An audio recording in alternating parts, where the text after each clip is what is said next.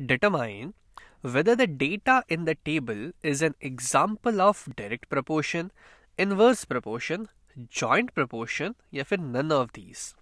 अब यहाँ पे हमें कुछ नंबर्स और कुछ डेटा यहाँ पे दिया हुआ है। हमसे कहा गया है कि इसको देख के हमें बताना है कि x और y की जो दोनों वैल्यूज यहाँ पे दी हुई है क्या वो डायरेक्टली प्रोपोर्शनल है एक दूसरे के, या फिर इन्वर्सली प्रोपोर्शनल है, या फिर जॉइंटली प्रोपोर्शनल है। अब ये एक नया टर्म हमें यहाँ दिख रहा है, चलिए उसके बारे में हम देखेंगे। तो सबसे पहले तो मैं चाहूंगा कि आप वीडियो को पॉज कर दें और कम से कम इतना ट्राई करें कि क्या ये डायरेक्ट या इन्वर्स प्रोपोर्शन में है या फिर इनमें से कोई भी नहीं है। चलिए अब हम इसे मिलके एक बार सोचते हैं। तो एक बार एक क्विक रिवीजन के लिए हम पहले ये देख लेते हैं कि आखिर डायरेक्ट और इन्वर्स प्रोपोर्शन चीजें होती कब है। अब अगर आपको यहाँ मेरी आवाज़ थोड़ी सी बेकार लग रही है तो माफ़ कीजिएगा, सर्दी जुकाम से मैं ग्रसित हो गया हूँ। लेकिन चलिए कोई बात नहीं, पढ़ाई तो करनी ही है, चलिए इससे पढ़ के मज़े करते हैं थोड़े। तो चलिए अगर मैं अब डायरेक्टली प्रोपोर्शनल चीज़ों की बात करूं तो मुझे पता है कि अगर कोई दो वेरिएबल्स मान लीजिए x और y अगर डायरेक्टली प्रोपोर्शनल है तो उसको मैं लिख सकता हूं y equals to k times x के फॉर्म में, जहां पे k एक कांस्टेंट होगा। अब यहाँ k कुछ भी कांस्टेंट हो सकता है, 1 2 3 4 4.5 6.7 5/3 -2.5 कुछ भी हो सकता है, k उसकी जगह आ सकता है। या फिर अब अगर मैं इसको दूसरे तरीके से रिप्रेजेंट करना चाहूँ तो मैं दोनों साइड मान लीजिए x से डिवाइड कर देता हूँ, तो मुझे मिल जाएगा y/x is equal to constant k। यानी कि अगर दोनों वेरिएबल्स का रेशियो अगर कांस्टेंट है हर केस में, तो ये देखकर मैं बोल सकता हूँ कि y और x दोनों डायरेक्टली प्रोपोर्शनल होंगे। और ऐसा यहाँ पे ये ज़रूरी नहीं कि हमेशा y इक्वल्स टू kx के फॉर्म में ही हो।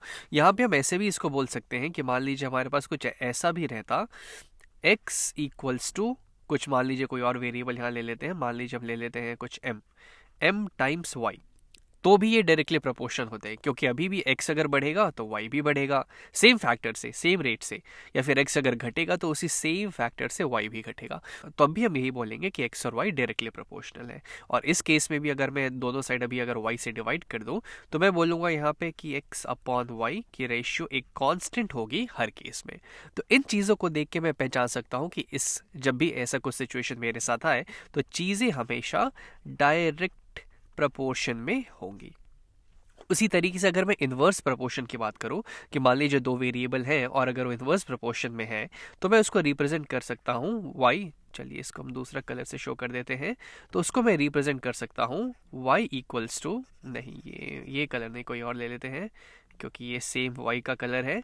मान लीजिए यहाँ पे हम ले लेते हैं y इक्वल्स टू k/x। जब भी ऐसा सिचुएशन हमारे पास आए तो हम बोलेंगे कि y और x जो दोनों वेरिएबल है वो इन्वर्सली प्रोपोर्शनल है, जहाँ पे k एक कांस्टेंट होगा। इस केस में जिस रेट से हम y को बढ़ाएंगे उसी रेट से x घटेगा, या फिर जिस रेट से हम y को घटाएंगे उसी रेट से x बढ़ेगा, उसी सेम फैक्टर से। तो हम बोलेंगे कि y और x जो है वो इन्वर्सली प्रोपोर्शनल होंगे।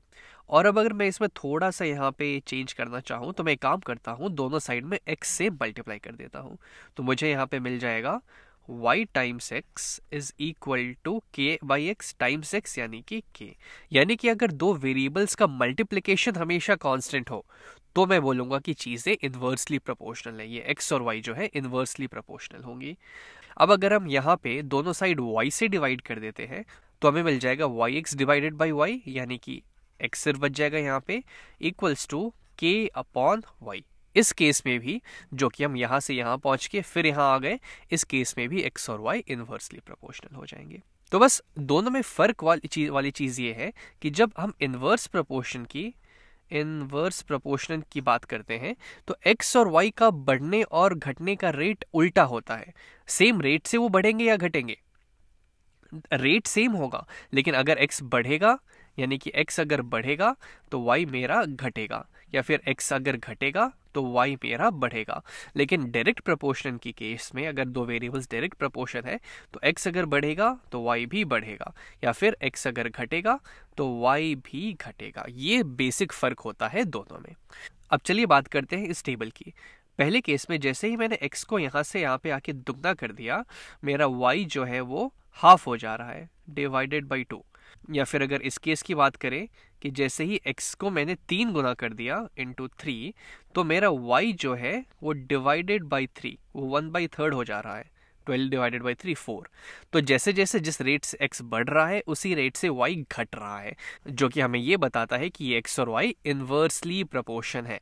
यानी मैं ये देख के बोल सकता हूँ कि यहाँ पे जो x और y है वो दोनों आपस में इन्वर्सली प्रोपोर्शन होंगे।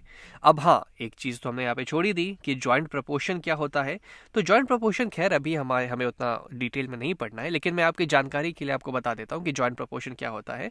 जैसे कि मान लीजिए एक सिंपल सा एग्जांपल ले लेते हैं। मान लीजिए मैं एक रेक्टेंगल की एरिया की बात कर रहा हूँ। मान लीजिए यहाँ पे एक रेक्टेंगल जिसका लेंथ है L और जिसका विड्थ है यहाँ पे W। अब अगर मैं इसकी एरिया की यहाँ पे बात करूँ, एरिया की, तो एरिया होता है लेंथ टाइम्स विड्थ। तो यहाँ पे जो ये अननोन एरिया है वो इसके लेंथ पे और विड्थ दोनों पे डिपेंड करेगा, यानी लेंथ की वैल्यू पे और विड्थ की वैल्यू पे। तो जब डिपेंडेंसी जब हमको दो वेरिएबल्स पे डिपेंड करना पड़े तब हम उसको बोलेंगे कि चीज़ें जॉइंट प्रपोर्शन में होती है। लेकिन यहाँ तो ऐसा कुछ था ही नहीं, एक्स और वाई, यहाँ पे तो दो ही चीज़ें हैं और हमको पता करना था कि एक्स वाई से कैसे रिलेटेड है या फिर वाई एक्स से कैसे रिलेटेड है। तो जॉइंट प्रपोर्शन की तो यहाँ पे कोई बात ही नहीं थी।